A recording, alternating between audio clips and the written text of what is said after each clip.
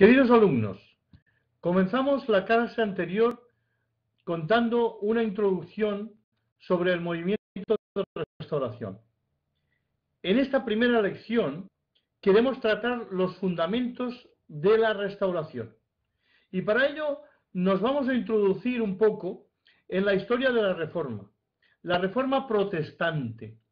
La Reforma protestante fue un movimiento religioso surgido en el siglo XVI con el fin de purificar a la Iglesia de Cristo de doctrinas y prácticas extrañas, apartadas de la palabra de Dios, que se habían introducido en la Iglesia a lo largo de los siglos.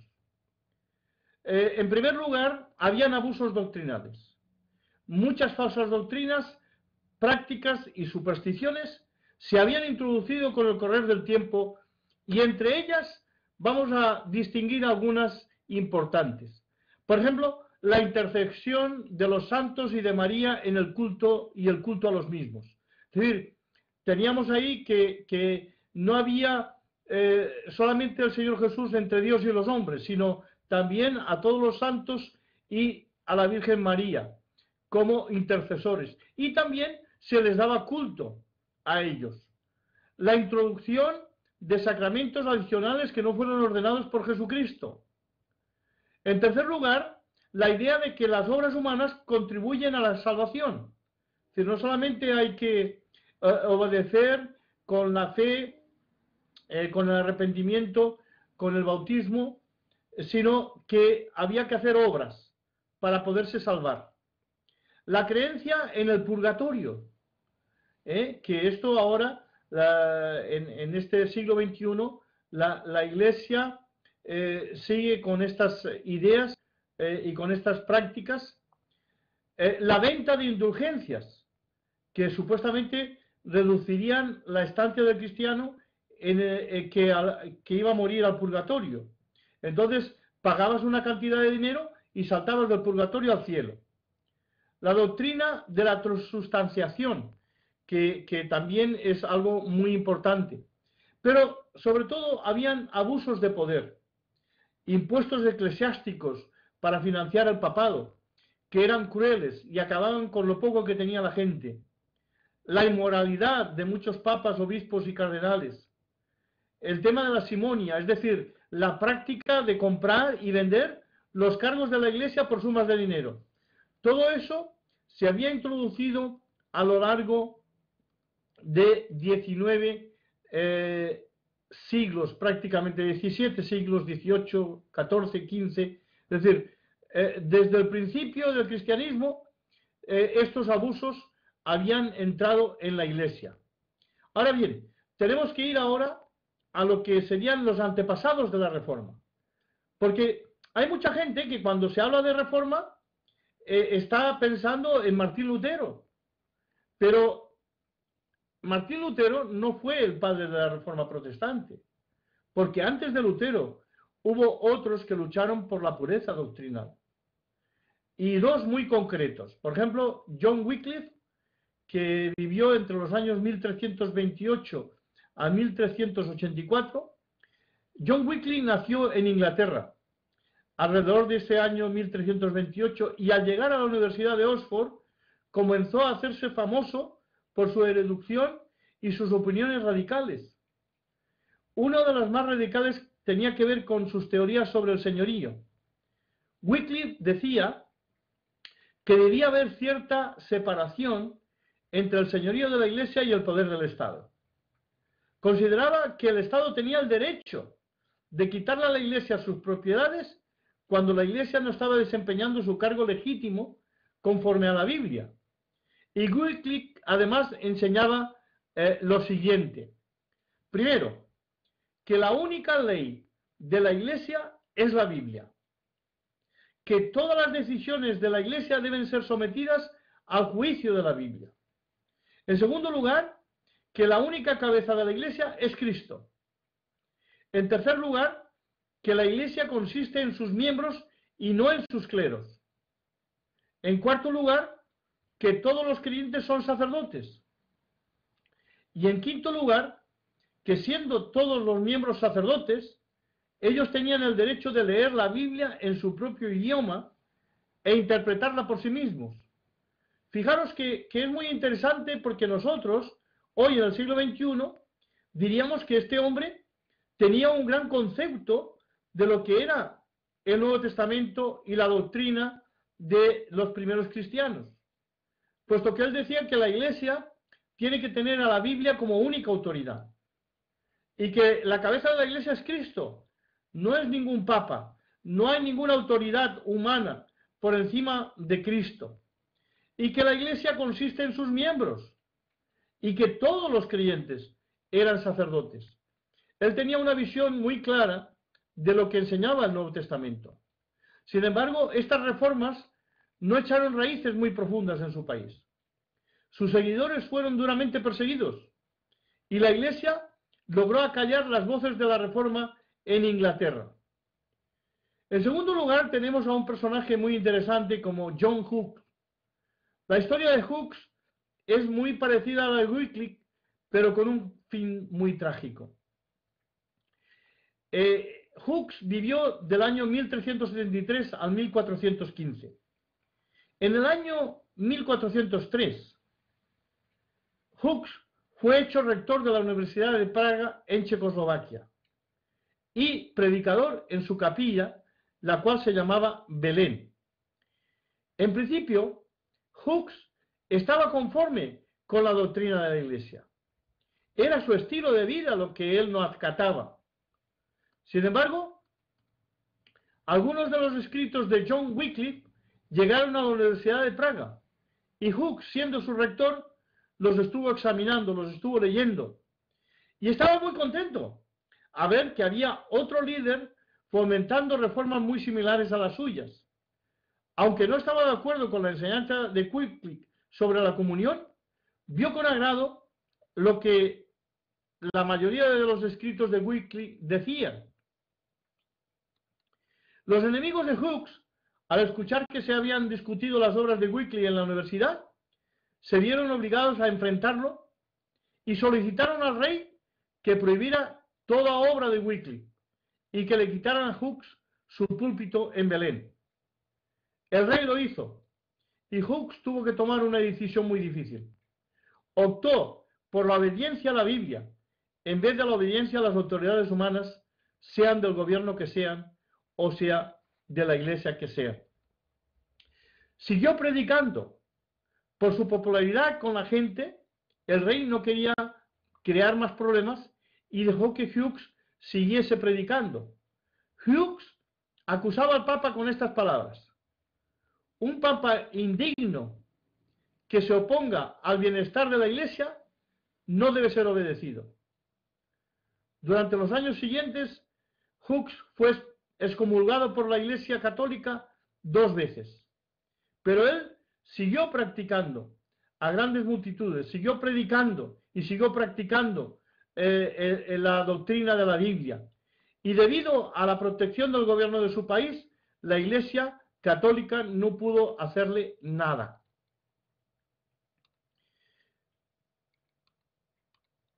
Su historia llegó a un fin trágico cuando fue invitado al Concilio de Constanza, que esto ocurrió entre los años 1414 a 1418.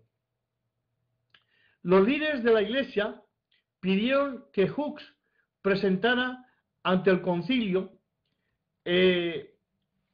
pues sus propuestas, y el emperador Segismundo le ofrecía un salvoconducto que le garantizaba su seguridad personal. Por fin, pensaba él, tendría la oportunidad de defenderse. Poco después de llegar al concilio, el salvoconducto le fue quitado y Hooke rehusó retractarse hasta que el concilio pudiera enseñarle que él estaba equivocado. Sin embargo, en aquel concilio, Hooke fue condenado a muerte y fue llevado a la hoguera, donde murió el 6 de julio de 1415. Aunque su voz fue acallada, sus seguidores en Bohemia continuaron llevando su mensaje. Y Hooke está considerado un héroe en Checoslovaquia. Pasamos ahora a Martín Lutero. Martín Lutero, que vivió de los años 1483 a 1546, podemos considerarlo como el comienzo de la Reforma. Porque Martín Lutero nació en el pueblo de Islesben, en Alemania, en el año 1483. En el año 1511, Lutero se mudó a Wittenberg, donde recibió su doctorado, y comenzó a trabajar en el puesto que sería suyo hasta la muerte, el de profesor de teología. Desde allí, Lutero comenzó a dar discursos sobre toda la Biblia en el idioma del pueblo, es decir, en alemán. Sus estudios bíblicos le motivaron a estudiar la Biblia en sus idiomas originales. Es decir, empezó a aprender el hebreo y el griego. Y cuanto más estudiaba la Biblia en esos idiomas, más convencido estaba que solamente ella podría ser la autoridad para la vida cristiana. Al mismo tiempo, y por los mismos estudios, Lutero encontró la paz que siempre había buscado, pero que nunca había hallado. Es lo que nos dicen sus biógrafos. Su lectura y estudio de Romanos 1:17 le convenció de que la justicia de Dios no es algo que hacemos para Dios, sino algo que Dios hizo para nosotros en la persona de su Hijo Jesucristo.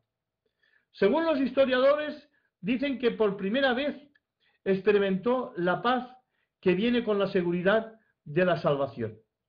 El proceso que llevó a Lutero a su separación de Roma comenzó en 1517.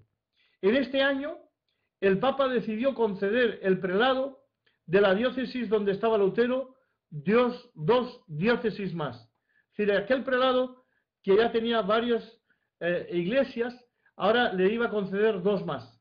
Pero a cambio de eso, el prelado tuvo que entregarle al papado una enorme cantidad de dinero, lo que se llama en el nombre común simonia. La simonia es comprar un cargo religioso por dinero. Para levantar estos fondos, se envió a un monje que se llamaba Tetzel a vender indulgencias. Tetzel, en una manera muy cruda, se dedicó a la venta de esas indulgencias. Él prometía al comprador que en el momento en que caía la moneda en la caja que él llevaba, se libertaría el alma del destino de la indulgencia. En el caso de que la persona todavía estuviese viva, según Tetzel, ni siquiera tenía que arrepentirse. La moneda, cuando caía en la caja y hacía el ruido en el fondo de la caja, la moneda lo salvaba. Lutero no pudo soportar tales abusos, y es cuando escribe lo que la historia nos cuenta de sus famosas 95 tesis, condenando los abusos de este sistema de indulgencias. Aunque Lutero escribió su tesis con el motivo de reformar la Iglesia desde dentro, no quería él separarse de la Iglesia católica. Él quería estar dentro de la Iglesia y desde dentro ir reformando las cosas que la Iglesia tenía como abusivas, aparte de las doctrinas, estos impuestos, estas indulgencias, estas simonias. La reacción de la Iglesia fue tal que Lutero muy pronto reconoció que no sería posible reformar la Iglesia desde dentro, y por eso tenía que salir de ella. Habría una división. El segundo gran reformador fue Juan Calvino. Juan Calvino nació en 1509 y murió en 1564. Juan Calvino fue el impulsor de la Reforma y el que profundizó más en la Reforma protestante. Juan Calvino fue una de las figuras más importantes de la Reforma. Calvino estaba firmemente influenciado por el pensamiento de San Agustín y de Martín Lutero. La mayor parte de la teología de Calvino no era nueva, pero en sus manos alcanzó un nivel de claridad y de organización. En 1535, Calvino escribió la primera edición de lo que él llamó la institución de la religión cristiana. Fue la primera teología sistemática producida por la Reforma. Calvino quería de alguna forma dar vida pues a sus documentos, quería pasar una vida tranquila con sus libros y con sus estudios, quería dedicarse de pleno a lo que había comenzado con la institución, pero en uno de sus viajes, un viejo predicador que se llamaba Farel le obligó a quedarse y trabajar con él en la iglesia en Ginebra, en Suiza. Y así comenzó la otra parte de su carrera, la de pastor evangélico. Calvino creía que toda ciudad, no solo la iglesia, debía vivir bajo la ley divina. Hizo grandes reformas, también sociales, que todavía hoy puede uno disfrutar de la ética, de la moral, del concepto de tolerancia que existe en la sociedad suiza. Creía con razón que era el mismo Dios quien había dado la autoridad a la Iglesia y al gobierno, y por esto las dos instituciones debían respetar la misma ley, la Biblia. Su primer intento en Ginebra fracasó, pero años más tarde volvió y creó su comunidad ideal, donde la Iglesia y el gobierno trabajaron juntos en el servicio de Dios. Y esto, toda persona que visita Suiza puede darse cuenta de la influencia del reformador en la vida de los suizos. Las contribuciones de Calvino a la reforma fueron muchas. Entre ellas, primero, la institución de la religión cristiana, el documento básico de su propuesta religiosa. En segundo lugar, su énfasis en la educación y en el modelo educativo creado en Ginebra. En tercer lugar, su apoyo para el sistema político de la democracia. En cuarto lugar, su predicación, que sirvió como patrón para los que le seguían. Y en quinto lugar, su obra literaria. Escribió comentarios de todos los libros de la Biblia, con excepción del libro de Apocalipsis. Desde Calvino, la reforma ha llegado casi a todas partes del mundo. Casi de inmediato, la fe cristiana fue como como expresaba Calvino, ganó a muchos seguidores en una extensa parte de Europa. Llegó a Alemania, a Hungría, a Francia, a Holanda, a Escocia, Inglaterra, Irlanda y Polonia. Se establecieron iglesias reformadas en todos esos países. En algunos de estos lugares, las iglesias fueron establecidas bajo la protección y con el favor del gobierno, como por ejemplo en Holanda, Alemania. En otros lugares como Francia y España, los reformados fueron seriamente perseguidos. Las dos líneas más fuertes de la iglesia reformada son las que pasaron por Holanda y Escocia. Desde estos dos países, y naturalmente luego Inglaterra, la fe reformada alcanzó a todo el mundo. Las iglesias descendientes de Escocia y su líder principal, Juan Knox, se llamaban presbiterianas.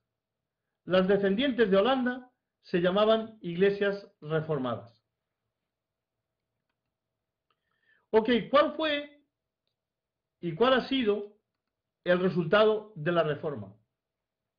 La reforma del siglo XVI logró en gran parte de Europa liberar a la iglesia cristiana del yugo de Roma, poner en manos del pueblo la palabra de Dios en su idioma original, en su idioma real del país, limpiar a la iglesia de muchas doctrinas y prácticas corruptas. El pensamiento de toda la reforma llegó a ser caracterizado por 5 frases que comienzan con la palabra solo o sola. Y su respuesta a lo complicado de la fe y la tradición católica romana eran estas frases sencillas, que hoy yo creo que todos diríamos amén. Estos solos o solas de la reforma fueron estas frases. La sola fe. Es decir, el hombre es justificado por la fe y no por las buenas obras. La fe es la única manera en que la salvación llega al hombre. Esta fe es también un don de Dios y no un producto de la voluntad humana. Es decir, que primero, sola fe. En segundo lugar, sola gracia. Esto significa que la salvación no se gana, sino que es un regalo de Dios. No existe ninguna obra hecha por el hombre que pueda salvarlo. La salvación es totalmente gratuita para el creyente. Es algo que Dios ha hecho por nosotros. Y nosotros no podemos alcanzar esa salvación por nosotros mismos. Porque la salvación es en Cristo Jesús. En tercer lugar, sola Escritura. Es decir, que las Sagradas Escrituras están por encima de todas las autoridades en la Iglesia. Todos los miembros de la Iglesia deben estar bajo la autoridad de las Escrituras. Y toda enseñanza debe estar fundada en las Escrituras. Las Escrituras son para todos los creyentes, incluido el clero. En cuarto lugar, solo Cristo. La obra de Cristo en la cruz fue suficiente para salvarnos. Ningún ritual, institución o individuo pueden ni deben ser motivo de confianza, sino Cristo. Ninguna filosofía, ideal o argumento debe ser predicado en la Iglesia que no exalte a Cristo y su muerte en la cruz para el pecado de los hombres. Solo Cristo es digno de confianza, pues Él es nuestro único Salvador, nuestro único mediador.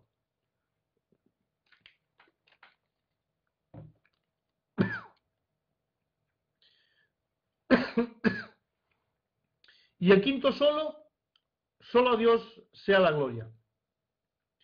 En contraste con la división hecha por Roma de la vida sagrada y la secular, los reformadores insistieron en que toda la vida debe ser vivida bajo el señorío de Cristo.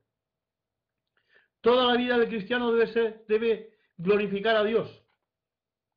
La reforma protestante se extinguió por toda Europa, excepto por España y Portugal, y traspasó los mares, llegando a Estados Unidos.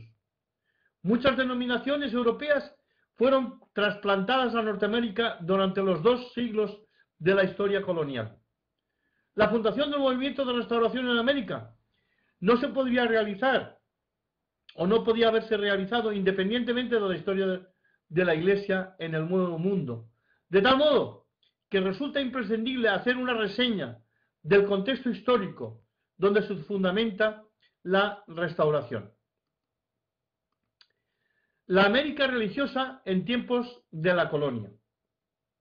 Es muy importante establecer esta formación histórica para poder saber de dónde son nuestras raíces. Fijaros bien, en el año 1607 se establece la primera colonia inglesa en Jamestown, en el estado de Virginia. La mayoría de sus habitantes son anglicanos. La iglesia anglicana en Inglaterra era la iglesia del estado. Los creyentes anglicanos en Virginia quieren los mismos privilegios en el Nuevo Mundo. Así, el anglicanismo llega a ser la iglesia del estado de Virginia. Aquí podéis ver un mapa de Estados Unidos y si os dais cuenta, en toda la costa este podéis observar desde Maine hasta Carolina del Sur cómo conforme van llegando los inmigrantes de Europa se van colocando en todos esos estados. Nueva York, en Massachusetts, en Connecticut, en New Jersey, en Maryland, en Carolina del Norte, Carolina del Sur, en el estado de Virginia. Es decir, en todos esos lugares, ahí llegan cientos, miles de personas de Europa. La historia del estado de Maryland es distinta. El católico Lord Baltimore fundó la colonia en ese estado y por razones políticas y económicas fue obligado a otorgar tolerancia religiosa a otras iglesias. En 1649, bajo el gobernador protestante William Stone, el estado de Maryland, por una legislación de ley, decretó la tolerancia religiosa. Barton Stone, uno de los líderes del movimiento de restauración, fue descendiente directo del gobernador Stone. A finales de 1600, los protestantes controlan el estado de Maryland y comienzan las intransigencias negando la libertad a los católicos y haciendo del anglicanismo la iglesia del estado. A final del periodo colonial, la iglesia anglicana era la iglesia del estado en todas las colonias del sur. Solo perdió sus privilegios durante la Revolución. En 1784, las iglesias anglicanas de Norteamérica se convirtieron en lo que hoy es la iglesia episcopal.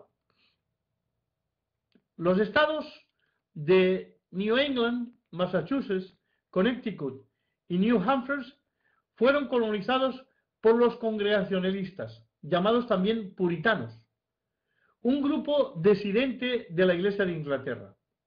El propósito de estos creyentes, como su nombre indica, era purificar la Iglesia de Inglaterra de los errores del catolicismo. Había unos lazos muy estrechos entre la Iglesia y el Estado, sobre todo en New England, en Nueva Inglaterra.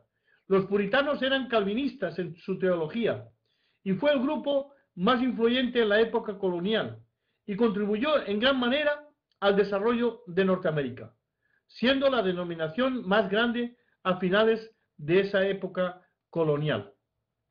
En 1636, Roger Williams, en desacuerdo con las autoridades de Massachusetts y disidente del puritanismo, funda Rhode Island.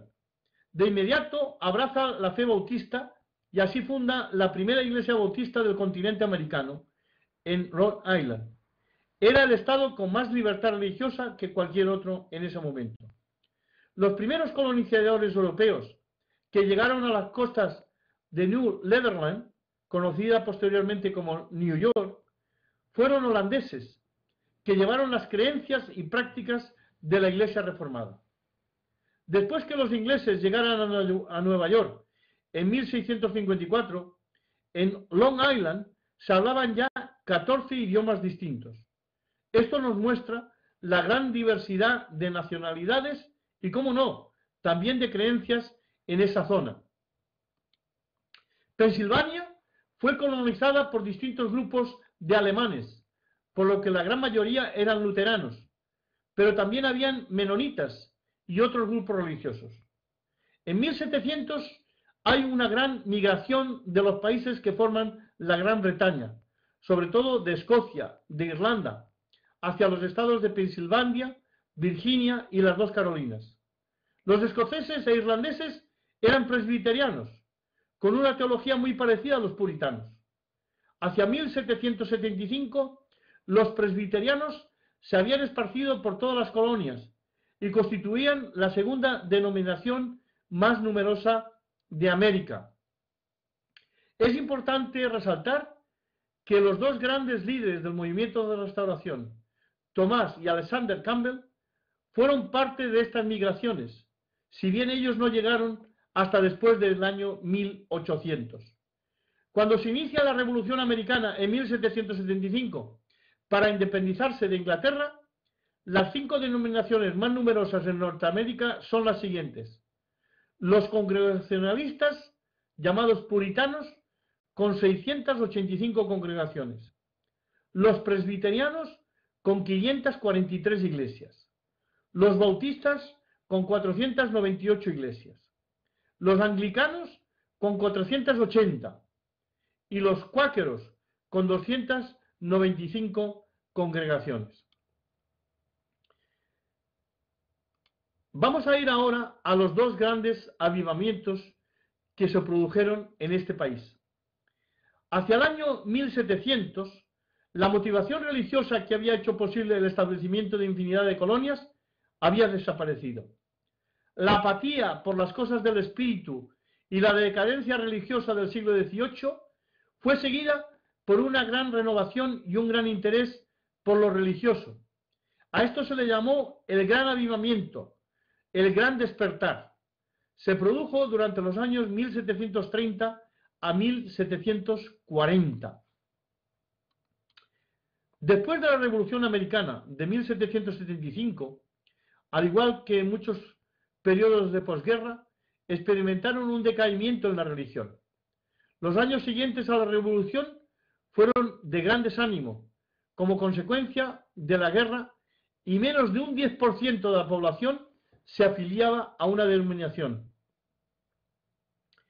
Estos años se han denominado la época decadente de la historia del cristianismo norteamericano. Es la época donde los cambios en Europa empiezan a afectar también a los Estados Unidos. El racionalismo francés, con Voltaire a la cabeza, y la filosofía del inglés Thomas Paine, con su libro La Edad de la Razón, hicieron mella en la mente de los estadounidenses. Primero en los europeos y después en los americanos. La Iglesia había decaído tanto que nadie esperaba un avivamiento. Sin embargo, la apatía religiosa fue seguida de un gran avivamiento que duró 10 años y que influenció a generaciones por más de 60 años. A este gran avivamiento se le llamó el segundo gran despertar. El segundo gran despertar comenzó en la costa atlántica, en el estado de New England, en 1792, y se extendió como fuego en la pradera hasta la frontera de Kentucky. Fue el resultado de la unión y el esfuerzo de varios predicadores de distintas denominaciones. Habían bautistas, habían metodistas, habían presbiterianos, quienes trabajaron juntos en el avivamiento de las iglesias, sin pensar para nada en su propia denominación. En el verano de 1801 tuvo su clímax. Era el mes de agosto y ocurrió en los bosques de Kentucky. James McGrady lo describe así: en el estado de Kentucky, las multitudes se reunían al aire libre en el verano y permanecían durante días y noches orando y escuchando la palabra de Dios. Los hombres se arrodillaban durante horas o caían al suelo confesando sus pecados e implorando el perdón de Dios. Así se produjo el segundo gran avivamiento, en los albores de la restauración. Vamos a hablar ahora del primer hombre que empieza a vislumbrar una luz en su mente y en su corazón para restaurar la iglesia primitiva. Barton Stone no fue el primer norteamericano en visionar una iglesia con la doctrina de la iglesia primitiva del primer siglo. Fue James O'Kelly. Había tenido el mismo sueño 10 años antes que Stone. O'Kelly nació en 1735 y murió en 1826. Era un granjero en el estado de North Carolina. Durante la Revolución se hizo predicador de la iglesia metodista. En esa época, la iglesia metodista estaba en su infancia. No estaba constituida como iglesia, sino como una sociedad dentro de lo que se denominaba la iglesia anglicana. En 1760 llegaron al Nuevo Mundo los primeros metodistas. Y en 1771, John Wesley, fundador y promotor del metodismo, envió a Norteamérica a Francis Asbury como su asistente general. Después de la Revolución, Wesley escribe una carta a sus seguidores para que se separen de la iglesia anglicana y formen una nueva denominación independiente. Así, en 1784, en la famosa conferencia de Navidad, nace la llamada Iglesia Metodista Episcopal y Francis Asbury es elegido obispo. James O'Kelly estuvo presente en aquella conferencia de Navidad, pero no estaba de acuerdo en que los metodistas aceptaran un gobierno episcopal para la iglesia. Más tarde diría: una iglesia había sido organizada por ministros o de ministros por ministros para ministros, con el reverendo Francis Asbury a su cabeza. Sin embargo, O'Kelly aceptó el puesto como anciano presidente para el sur de Virginia, el cual desempeñó hasta 1792, teniendo 28 predicadores bajo su supervisión. A pesar de esto, O'Kelly no estaba contento cómo se había desarrollado la Iglesia. Las fricciones entre O'Kelly y Asbury continuaban, y éstas llegaron a su apogeo en la conferencia que se desarrolló en Baltimore en 1792. O'Kelly propuso que la conferencia debía tener autoridad para rechazar el nombramiento de predicadores por parte de Asbury, porque este Asbury elegía los predicadores de las congregaciones. Y O'Kelly decía que no, que las congregaciones debían elegir a su propio predicador.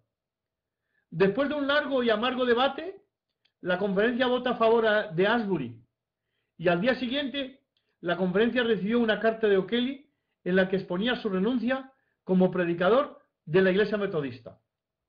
Empieza una nueva etapa, empieza una nueva visión. O'Kelly y sus seguidores se reunieron en Pine Grove, Virginia, en el año 1793. Y allí bosquejaron una resolución pidiendo a Francis Asbury una reunión para formar un plan permanente para la paz y la unión, tomando como base las Sagradas Escrituras. Asbury rehusó, y el grupo de O'Kelly no tuvo otra alternativa que iniciar una nueva iglesia a la que llamaron Iglesia Metodista Republicana. Era el 25 de diciembre de 1793. Varios predicadores metodistas se unieron para organizar la nueva iglesia y en poco tiempo la nueva congregación contaba con más de 1000 miembros. En 1794 fue un año clave para los albores del movimiento de restauración.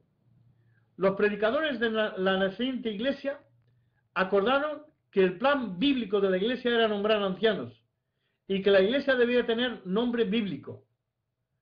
Rice Haggard surgió que el nombre cristiano había sido dado por autoridad divina y ellos lo usarían excluyendo cualquier otro nombre. A partir de ese momento a los creyentes se les llamó cristianos y a las iglesias, iglesia cristiana.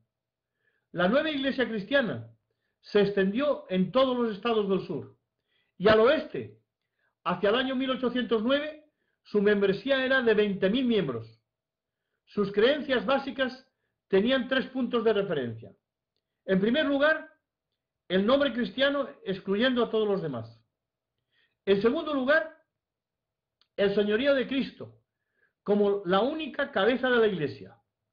Y en tercer lugar, la Biblia como la única regla de fe y práctica para la iglesia.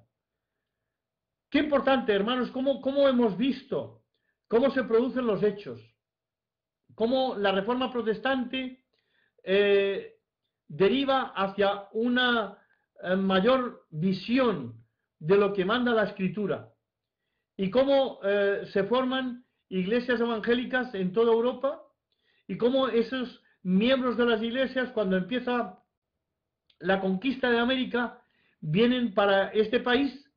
Pero había muchas denominaciones, había muchas formas de pensar, había muchas iglesias. Y O'Kelly es el hombre que tiene la visión para restaurar la iglesia primitiva. Y en esa visión cuenta y pone las bases. Cristo es la cabeza. El nombre es cristianos y las iglesias se llamarían iglesias cristianas y la Biblia sería la única forma, es decir, el único libro donde tendría la base, la guía de la iglesia. Qué interesante, qué importante el saber que muchos hombres antes del Thomas Campbell y Alexander Campbell y Stone tuvieron ya la visión de restaurar la iglesia del primer siglo. Por eso, cuando estas congregaciones que tenían todos, las de Stone, las de Campbell, las de Kelly, tenían todos la misma visión, los mismos proyectos, la misma doctrina, la Biblia como única referencia, pues se unieron en distintos estados y vieron que tenían lo mismo, se unieron como grupo, como iglesia, como única iglesia. Y es muy importante que nosotros tengamos esto en cuenta. El Señor está viendo y el Señor mueve la historia. Los hombres hacen la historia, pero el Señor mueve los hilos de la historia. Seguiremos estudiando esta apasionante historia del movimiento de restauración, pero eso será en la próxima lección. Gracias por vuestra atención y seguir profundizando en la historia de la restauración para que podamos tener una visión más amplia de cuáles son nuestras raíces.